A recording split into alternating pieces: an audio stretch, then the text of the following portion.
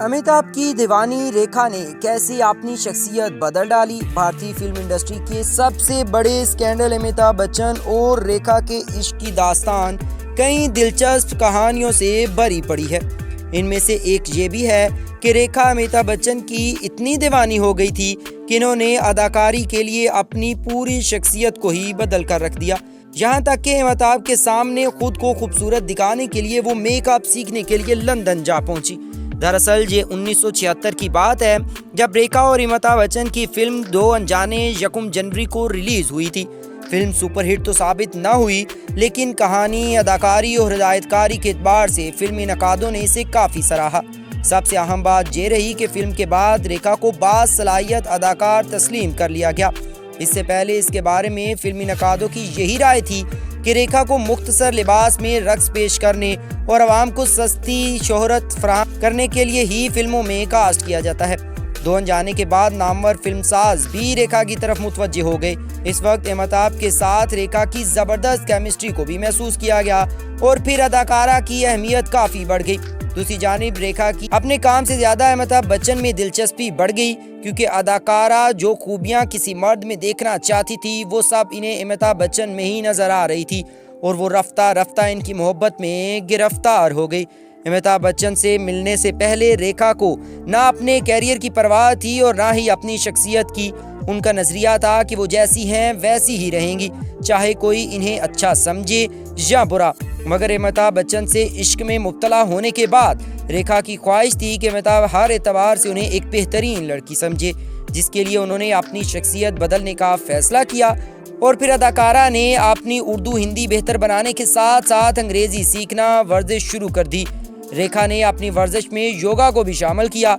1970 की दहाई में किसी अदाकारा ने योगा के बारे में सोचा भी नहीं था। इसके अलावा रेखा मशहूर डिज़ाइनर्स के खूबसूरत लिबास का इंतखाब करने लगी। उस वक्त रेखा की उम्र लगभग 22 बरस थी। उन्होंने ये सब इतनी तेज़ी से किया कि जल्द ही उनकी शख्सियत में हैरत अंगेज तब्दीलियाँ नजर आने लगी। बिल्कुल एक अलग और एक हसीन लड़की बनकर सामने आई। शक्ल सूरत के साथ साथ रेखा की अदाकारी में भी निखार आने लगा। हकीकी जिंदगी के अलावा फिल्म के पर्दे पर भी जलवा दिखाना शुरू कर दिया। इस जमाने में ज्यादातर अदाकारों को काम तो कम मिलता था, लेकिन अमिताभ बच्चन के इश्क में मुब्तला होकर रेखा ने खुद को अच्छा मेकअप सीखने के लिए खुद ही लंदन चली गई। वो अपने आप को यकसर तब्दील करने के मामले में इस हद तक संजीदा हो चुकी थी कि उन्होंने लंदन में एक मशहूर मेकअप इंस्टीट्यूट में दाखिला लिया। लंदन से वापस आने के बाद रेखा ने अपने लिए खास तौर पर मेकअप मैन की खिदमत हासिल कर ली, जो मीना कुमारी के मेकअप मैन हुआ करते थे। रेखा की शख्सियत इतनी बदल चुकी थी कि पूरी फिल्म इंडस्ट्री में इन्हीं के चर्चे होने लगे।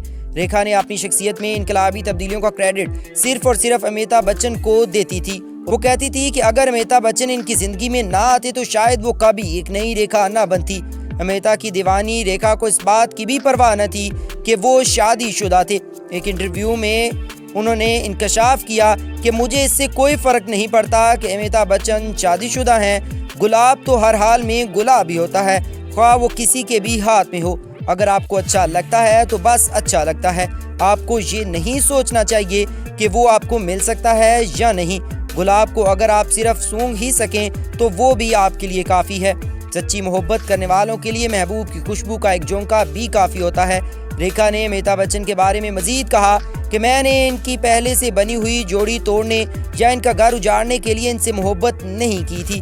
दूसरी जानिब अमिताभ बच्चन ने कभी भी रेखा की मज़कूरा बातों पर तबसरा नहीं किया, ना ही उन्होंने रेखा से इश्क से मुतल्लिक कभी लबकुशाई की। अमिताभ बच्चन ने हमेशा सब्र व तहम्मुल का मुजाहिरा किया।